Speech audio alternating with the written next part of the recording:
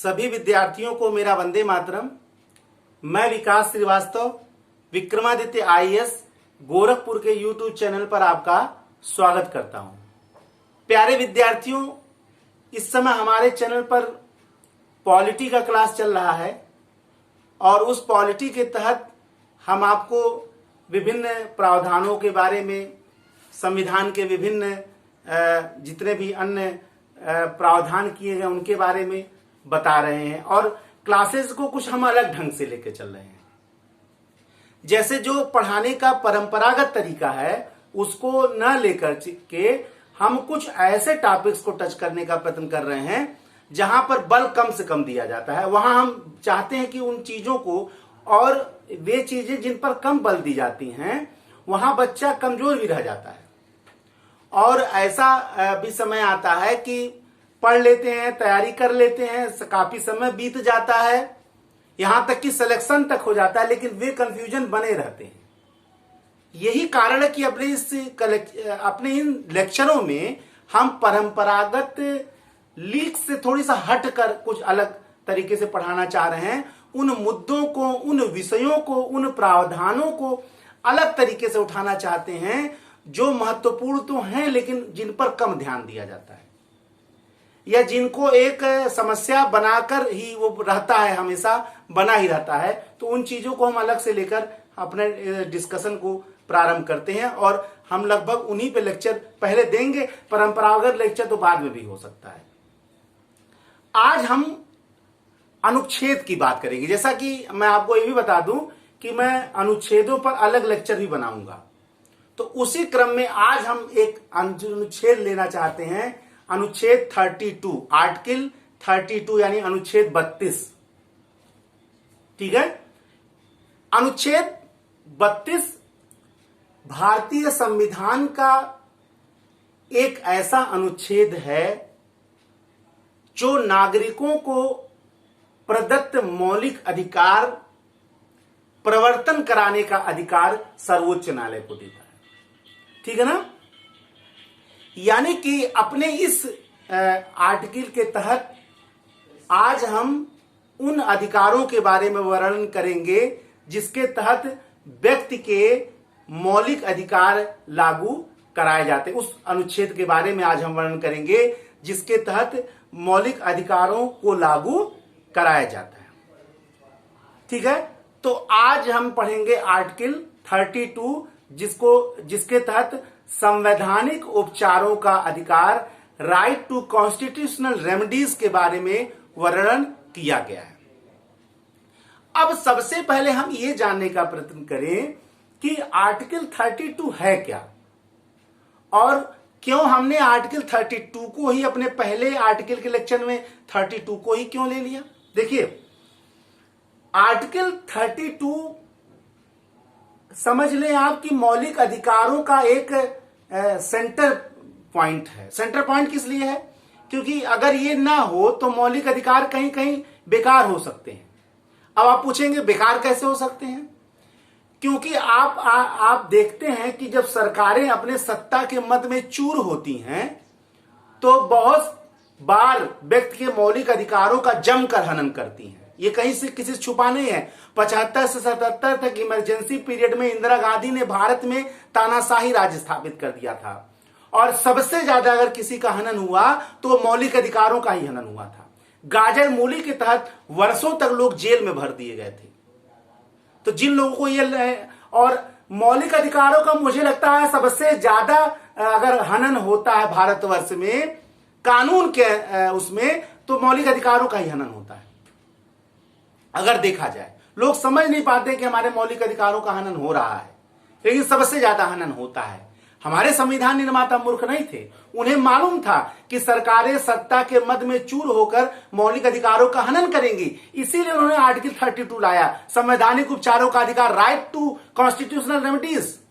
उन्होंने इस अनुच्छेद का तहत बताया कि अगर किसी व्यक्ति के मौलिक अधिकारों का हनन होता है तो आर्टिकल 32 के तहत वह व्यक्ति सर्वोच्च न्यायालय जा सकता है और सर्वोच्च न्यायालय उस व्यक्ति के उस मौलिक अधिकार को लागू कराने के लिए विभिन्न आदेश, निर्देश और रीटें लागू कर सकता है, जारी कर सकता है।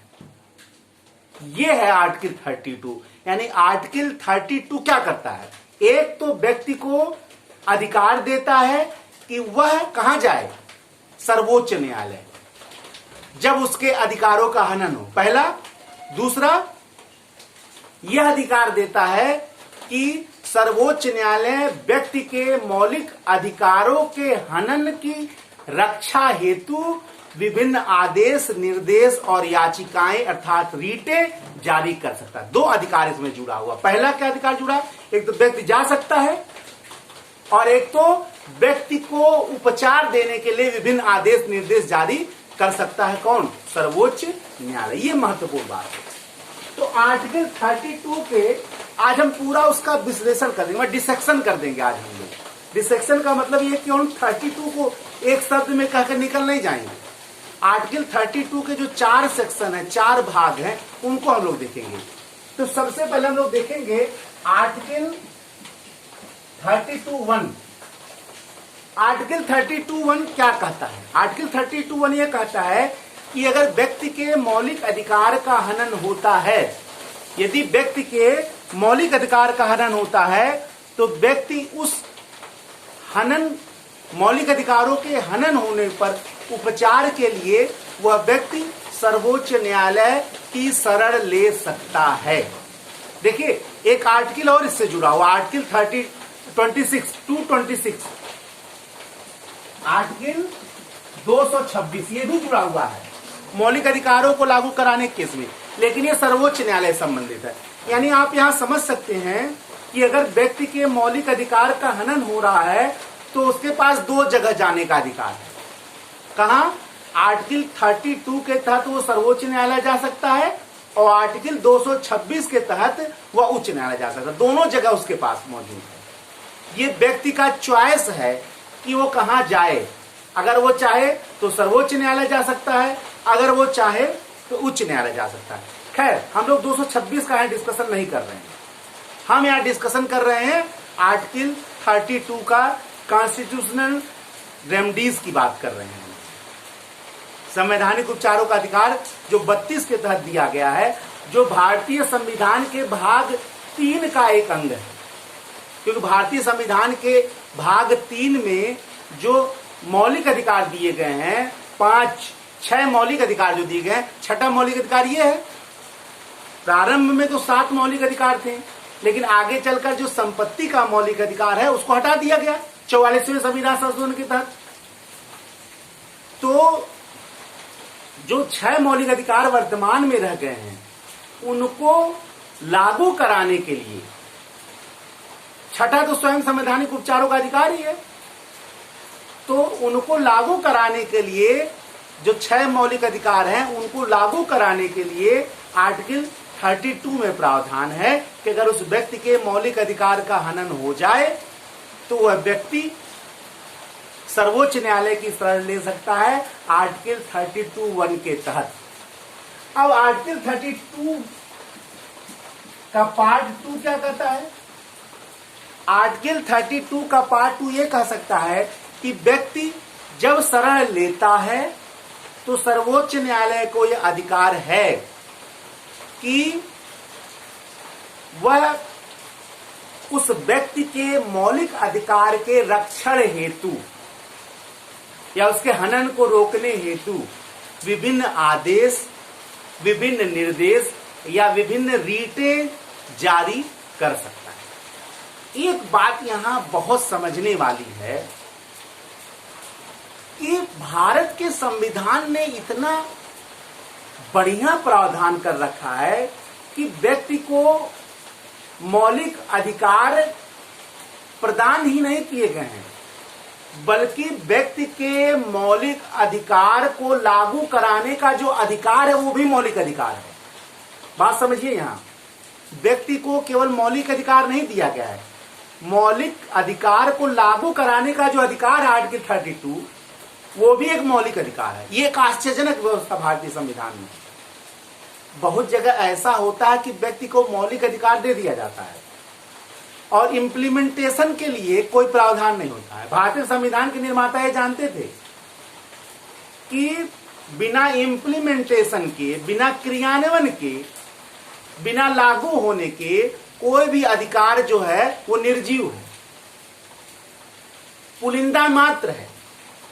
भारतीय संविधान का जो भाग 3 है वो संविधान का मैग्ना कार्टा कहलाता है, यानी भारतीय संविधान का अधिकार पत्र कहलाता है। यह भारत के संविधान निर्माताओं द्वारा भारतीय नागरिकों को दिया गया एक अधिकार पत्र है कि भैया ये आपके अधिकार हैं, ले लो। और ये अधिकार ज्यादातर सरकार के विरुद्ध दिए गए हैं, क्योंकि सबसे ज्यादा हनन अगर व्यक्ति के मौलिक अधिकार का कोई करता है तो सरकारें पहले से करती थी, चाहे वो राजतंत्र हो, चाहे वो तानाशाही रहा हो अंग्रेजों का। हमारे संविधान निर्माता ये जान रहे थे कि हनन जो है वो सरकारें द्वारा ही होती है, इसलिए जितने भी मौलिक अधिकार हैं उसमें ज्यादातर नकारात्मक हैं, सरकार के विरुद्ध है।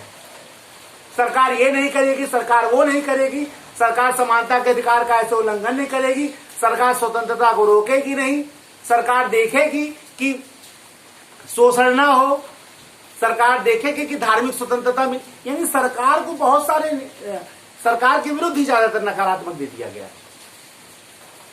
लेकिन हमारे संविधान निर्माता जानते हैं कि देने से नहीं कुछ होगा, लागू कराने से ज्यादा कुछ होगा, क्योंकि अंतिम न्याय तभी फलित हो सकता है जब लागू हो अधिकार, क्योंकि बिना लागू हुए तो वो निर्जीव सिद्धांत हो गए। निर्जीव सिद्धांतों कोई मतलब नहीं। संविधान क्या है? सिद्धांतों का समूह है, लेकिन सिद्धांत को व्यवहार के धरातल पर लाना है, और उस व्यवहार के धरातल पर लाने का ही एक उपाय है आर्टिकल 32 संवैधानिक उपचारों का अधिकार। उस सिद्धांत रूपी मौलिक अधिकारों को व्यवहार में लाने का एक मात्र उपाय। सरकारों को व्यक्ति के मौलिक अधिकार का सम्मान कराने का एक बहुत बड़ा अस्त्र है। सरकारों को यह दिखाया गया है कि यह लोकतंत्र है जिसमें जनता अंतिम संप्रभु है, और उस संप्रभु जनता के अधिकारों को का अगर आप हनन करोगे तो उसके लिए हम आपको आर्टिकल 32 कह रहे हैं। जब संविधान बन गया तो डॉक्टर भीमराव अंबेडकर, जिनको संविधान निर्माता भी कहा जाता है, उनसे पूछा गया कि अगर पूरे संविधान में आपसे कहा जाए कि एक आर्टिकल बताइए जो आपको सबसे बढ़िया, सबसे महत्वपूर्ण लगता है, तो डॉक्टर भीमराव अंबेडकर ने कहा आर्टिकल 32। तो लोगों ने पूछा, उन्होंने कहा कि आर्टिकल 32 जो है वो संविधान का हृदय और आत्मा है, और पूरे संविधान की रीढ़ की हड्डी है। मौलिक अधिकार तो लगभग इसी पे है आधारित, क्योंकि मौलिक अधिकारों को क्रियान्वयन इसी पर निर्भर है। ठीक है, तो ये महत्व है आर्टिकल 32 का। इसीलिए आज हम सबसे पहले इसी विषय को अपने अनुच्छेदों के डिस्कशन के क्रम में मैं लगभग सारे महत्वपूर्ण अनुच्छेदों का डिस्कशन बड़ा यहाँ विस्तार से करूंगा। जो अनुच्छेदों का एक टेंशन बना रहता है स्टूडेंटों को, देखिए याद नहीं करना है, न फंसाने और लड़ाने वाला काम कहीं करना, गैस वाला काम करना है। क्योंकि आप हमेशा याद रखें, जब एग्जामिनेशन का घंटा लगता है तो ये फंसाने, लड़ाने और गैस वाला सब अपने आप उड़ जाता है। आपका समझ वहां जाता है, आपका स्थायी भाव, आपका वास्तविक ज्ञान वहां जाता है, और वास्तविक ज्ञान जो है वो समझ और स्पष्ट ज्ञान में ही है, निर्भर है। इसलिए यहां जो मेरा कोशिश रहेगा आपको स्पष्ट ज्ञान और स्पष्ट समझ देने का, और आपके मन में स्थायी भाव बनाने का ही मात्र एक प्रयास रहेगा। क्योंकि मेरा मानना है कि जिस दिन आपके अंदर समझ विकसित हो गया, उस दिन पढ़ाई बहुत छोटी चीज हो जाएगी। छोटी चीज का मतलब यह हुआ कि पढ़ाई आपके लिए बहुत सरल हो जाएगी, बहुत आसानी से आप उसको टैकल कर ले जाएंगे। लेकिन अगर समझ विकसित नहीं हुआ तो रट के, फंसा के, लड़ा के, गैस करके कंपटीशन अगर बीट हो सकता था तो हर व्यक्ति आपको कलेक्टर दिखता, हर व्यक्ति आपको एसडीएम दिखता, हर व्यक्ति आपको सरकारी नौकरी में दिखता। क्योंकि फंसाने लड़ाने वालों की कमी तो भारतवर्ष में है नहीं। हमें ये जरूर जानना पड़ेगा कि फंसाने लड़ाने से हम नहीं ला पाएंगे, हमें समझ विकसित करना होगा, अपने विषय का स्पष्ट समझ विकसित करना होगा। इसीलिए एक अनुच्छेद पे हम इतना बड़ा लेक्चर ले रहे हैं। एक अनुच्छेद पे इतना बड़ा लेक्चर लेने के पीछे उद्देश्य यही है कि आप देखें कि एक उद्देश्य के पीछे कितने तथ्य निहित हैं। और उस उद्देश्य के पीछे केवल तथ्य ही नहीं निहित है, बल्कि हमारे संविधान निर्माताओं का आदर्श निश्चित है, ध्येय निश्चित है। आप देखिए कि वो कितना संवेदनशील थे। हमारे संविधान निर्माता कितना संवेदनशील थे व्यक्ति के अधिकारों के प्रति और व्यक्ति के अधिकारों को लागू कराने के प्रति, दोनों। इसीलिए उन्होंने दोनों को, व्यक्ति के अधिकार को मौलिक अधिकार बता दिया और व्यक्ति के अधिकार को लागू कराने का जो अधिकार है वो भी मौलिक अधिकार बता दिया। ये एक आश्चर्यजनक व्यवस्था है दुनिया में, आप आश्चर्यजनक व्यवस्था आप इसको कह सकते हैं। इसीलिए डॉक्टर भीमराव अम्बेडकर ने इसको संविधान की हृदय और आत्मा कहा, ऐसे नहीं कह दिया। ठीक है, तो आर्टिकल 32(1) में व्यक्ति के मौलिक अधिकार का हनन हो जाता है तो वो सुप्रीम कोर्ट की शरण ले सकता है अपने मौलिक अधिकारों के रक्षण हेतु। और आर्टिकल 32(2) यह कह रहा है कि अगर वह व्यक्ति जाता है तो सर्वोच्च न्यायालय विभिन्न आदेश, निर्देश और रीटें जारी कर सकता है उस व्यक्ति के मौलिक अधिकारों की रक्षा हेतु।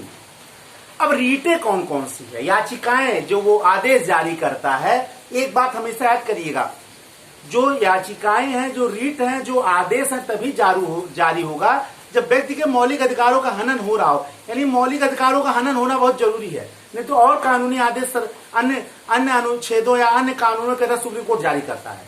यहाँ मौलिक अधिकारों का हनन होना आवश्यक है।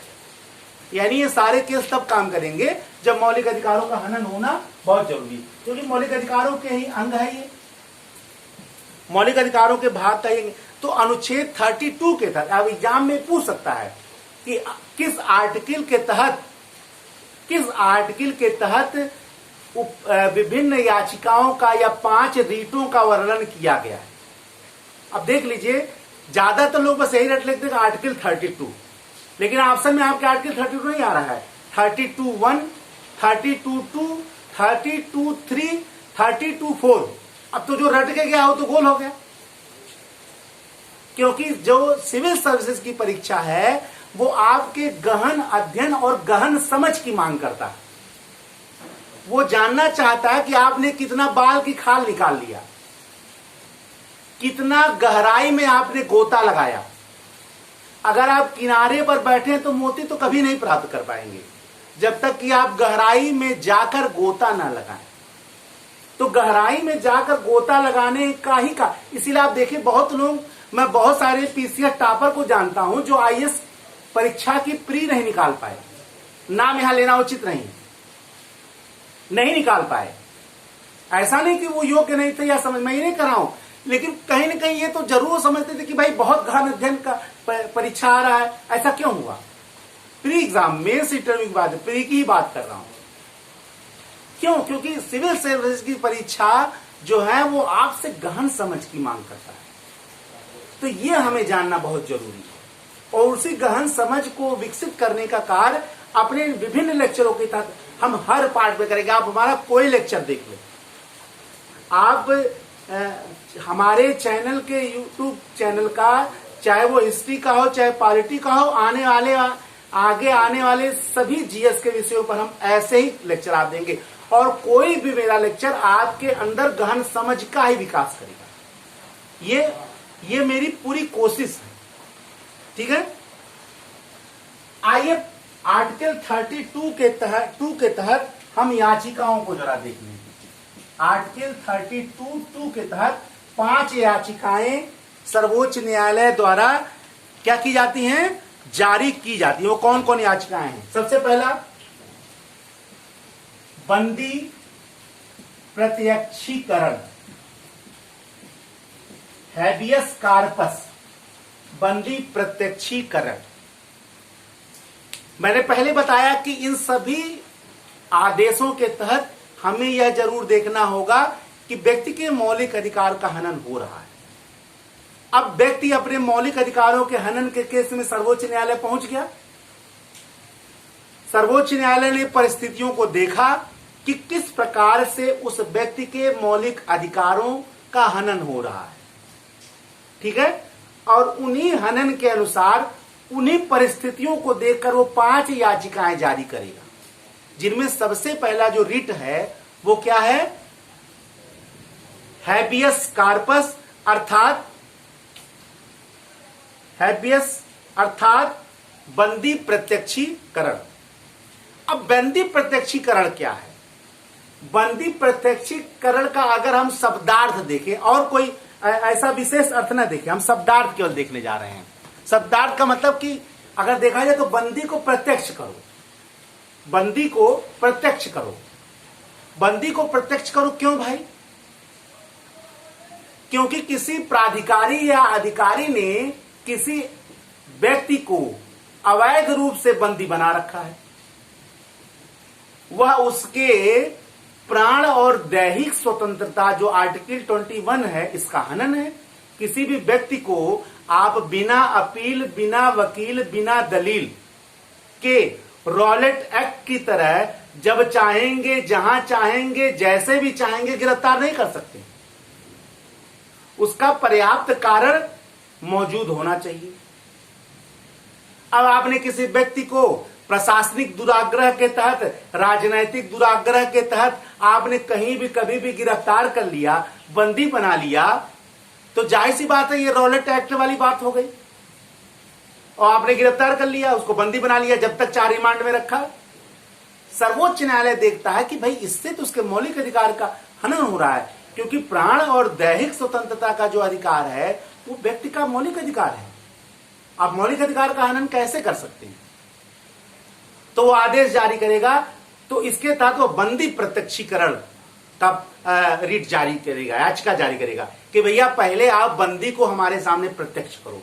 और यह आदेश किसके विरुद्ध जारी होगा? उस प्राधिकारी के विरुद्ध, उस अधिकारी के विरुद्ध, उस व्यक्ति के विरुद्ध जिसने किसी व्यक्ति को अवैध रूप से निरुद्ध कर रखा है या अवैध रूप से बंदी बना के रखा।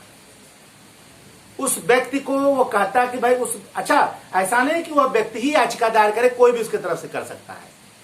कहेगा भैया मेरे सामने लाओ उस व्यक्ति को, मैं जांच करूंगा कि उसको बंदी बनाया जाना कानून संगत है या नहीं। कानून संगत है तो मैं आपको कहूंगा ले जाओ, बंदी बना के रखो, मुकदमा चलाओ। लेकिन अगर गैर कानूनी है तो सर्वोच्च न्यायालय उस प्राधिकारी को आदेश देगा कि आप उस व्यक्ति को तत्काल मुक्त करें, क्योंकि उस व्यक्ति के प्राण और दैहिक स्वतंत्रता का मौलिक अधिकार का हनन हो रहा है। समझ में आए ना? ये बंदी प्रत्यक्षीकरण है कि भैया बंदी को प्रत्यक्ष करो, शरीर को हमारे समस्त प्रस्तुत किया जाए, मैं देखूंगा कि उस भौतिक शरीर को बंदी बनाना सही है या गलत है। ये बहुत बड़ी बात है।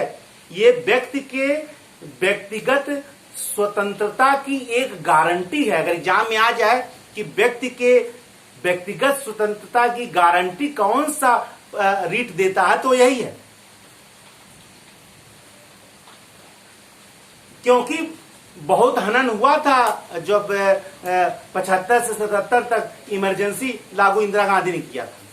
गाजर और मूली की तरह जैसे अंग्रेज लोगों को भर देते थे स्वतंत्रता सेनानियों को, वैसे ही भर गए थे। तो ये बताने का प्रयत्न करा सर्वोच्च न्यायालय कि मनुष्य गाजर मूली नहीं है कि जब चाहोगे भर दोगे अपने अधिकार के उसमें मदमस्त होकर। ठीक है, लेकिन हाँ कुछ केसेस में बंदी प्रत्यक्षीकरण लागू नहीं हो सकता। कैसे? जैसे वह व्यक्ति अगर कानूनन रूप से बंदी बनाया गया, अगर वह व्यक्ति कानूनन रूप से उसको गिरफ्तार किया गया है, तब तो आप उसको नहीं बंदी प्रत्यक्षीकरण लागू कर सकते हैं। दूसरा, यदि वह व्यक्ति दोष सिद्ध हो चुका हो, उसको सजा मिल गया हो, तो जाहिर सी बात है अगर उसको सजा मिल गया है और वह व्यक्ति सजा काट रहा है, तब आप कैसे जाहिर कर सकते हैं? ठीक है ना? यदि कहीं अवमानना का केस लागू हो, तो अवमानना के केस में भी आप संसद का अवमानना का केस किसी व्यक्ति पर लगाओ, वहां भी ऐसा नहीं ला सकते हैं। सैनिक न्यायालयों के विरुद्ध भी आप ऐसा आदेश जारी नहीं कर सकते हैं। हाँ, लेकिन अगर सैनिक न्यायालयों का जो आदेश है वो प्राकृतिक न्याय के विरुद्ध है, नेचुरल जस्टिस के विरुद्ध है, तब तो जारी हो सकता है। लेकिन जनरली संसद के अवमानना के केस में या व्यक्ति अपराध दोष सिद्ध हो चुका हो, सजा काट रहा हो तब, या संसद के अवमानना केस में व्यक्ति सजा काट रहा हो, तब ऐसे केसेस में बंदी प्रत्यक्षीकरण नहीं लागू किया जा सकता है। अन्यथा हर सामान्य केस में बंदी प्रत्यक्षीकरण लागू हो सकता है जब व्यक्ति के मौलिक अधिकारों का हनन हो रहा हो। तो आज से बंदी प्रत्यक्षीकरण रीट आपको क्लियर हो गया होगा। Number 2, परमादेश mandamus.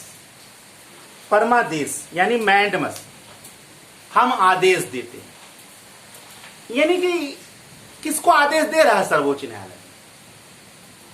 उस सार्वजनिक अधिकारी को आदेश दे रहा है जो अपने सार्वजनिक या जो अपने पद के सार्वजनिक दायित्वों का निर्वहन नहीं कर रहा है। यानी एक ऐसा व्यक्ति जो किसी सरकारी पद पर बैठा हुआ हो और अपने निहित दायित्वों का वहन न कर रहा हो, यानी अपने कर्तव्यों का निर्वहन न कर रहा हो, ऐसे व्यक्ति के विरुद्ध सर्वोच्च न्यायालय परमादेश मैंडमस रीट जारी करेगा और कहेगा भैया आप अपने अधिकारों और दायित्वों का पालन करिए। क्यों करिए? क्योंकि इससे आपके पालन न करने से किसी व्यक्ति के मौलिक अधिकारों का हनन हो रहा है।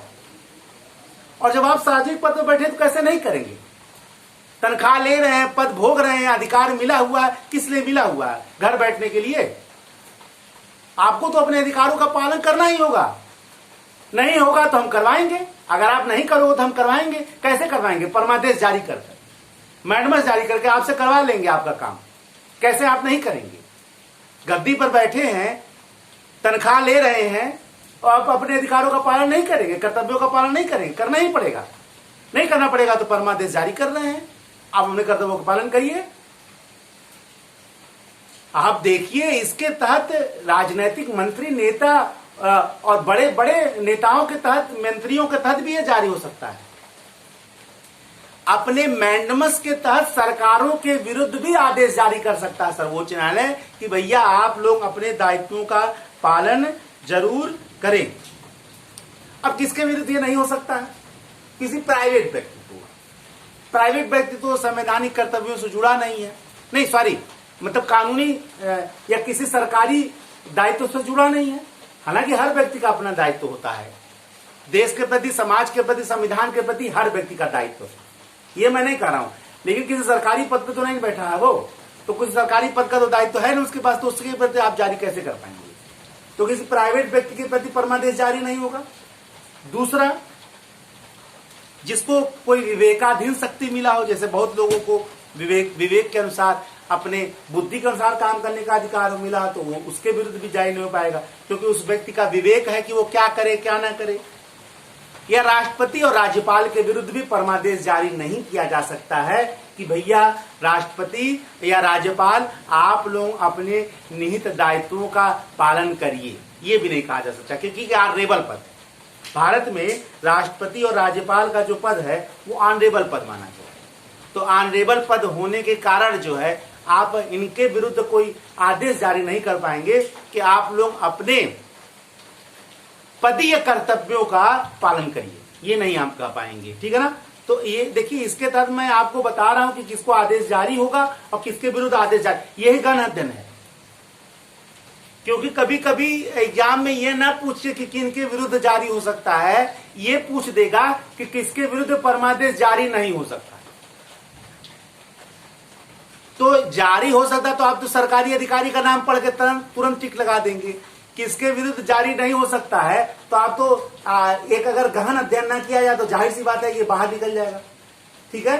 तो ये मैंने बताया कि परमादेश उस व्यक्ति के उस सरकारी सार्वजनिक पद पर बैठे व्यक्ति के विरुद्ध जारी किया जाता है जो अपने पद का निर्वहन न कर रहा हो, कर्तव्यों का निर्वहन न कर रहा हो, दायित्वों का निर्वहन न कर रहा हो और उससे किसी व्यक्ति के मौलिक अधिकार का हनन हो रहा हो। ठीक है ना? ये हो गया परमादेश। अब है तीसरा प्रतिषेध, प्रोहिबिशन। प्रतिषेध, प्रोहिबिशन।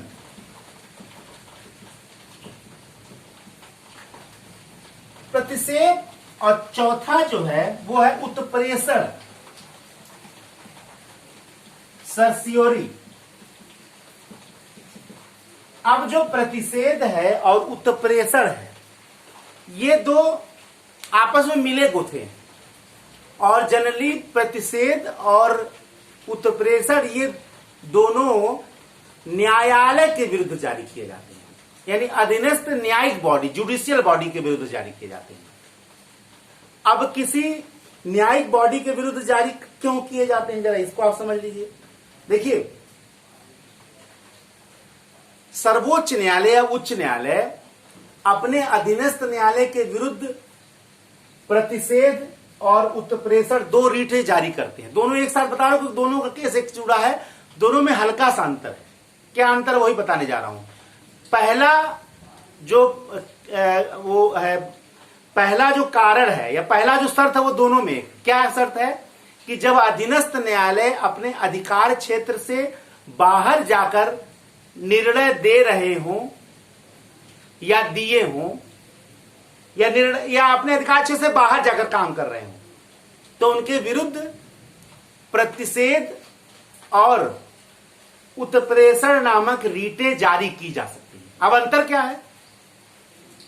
प्रतिषेध रीट तब जारी होता है जब न्यायालयिक कार्रवाई, अधीनस्थ न्यायालय अभी कार्रवाई कर रहा हो, यानी अभी निर्णय लंबित हो, पेंडिंग में हो, यानी अभी निर्णय दिया ना गया हो, अभी केस चल रहा हो, कार्रवाई लंबित हो, निर्णय ना दिया गया हो। उस समय सर्वोच्च न्यायालय, उच्च न्यायालय प्रतिषेध प्रोहिबिशन रीट जारी करके कहता है कि भैया आप जिस विषय में आप निर्णय कर रहे हैं, यह विषय आपके अधिकार क्षेत्र से बाहर है, आप मेरे पास भेजिए, मैं निर्णय करूंगा। समझ में नहीं आया? इसका मतलब कि भी कार्रवाई चल रही, निर्णय नहीं दिया गया। उत्प्रेषण केस में क्या होता है? कार्रवाई समाप्त हो गई है, निर्णय दिया जा चुका है, यानी यहां निर्णय नहीं दिया गया उत्प्रेषण में, और प्रतिषेध में निर्णय नहीं दिया गया है और उत्प्रेषण में निर्णय दे दिया गया है। लेकिन दोनों केस में ही अधीनस्थ न्यायालय अपने अधिकार क्षेत्र से बाहर जाकर काम कर रहे हैं। समझ में नहीं आया? इसका मतलब क्या हुआ कि यदि कोई अधीनस्थ न्यायालय अपने अधिकार क्षेत्र से बाहर जाकर कोई निर्णय प्रक्रिया में सम्मिलित होता है, तो उसके विरुद्ध सर्वोच्च न्यायालय आदेश जारी कर सकता है, प्रतिषेध रूपी रीटें जारी कर सकता है कि भाई आप जिस चीज में निर्णय देने जा रहे हो या जिस कार्रवाई को आप कर रहे हो वो आप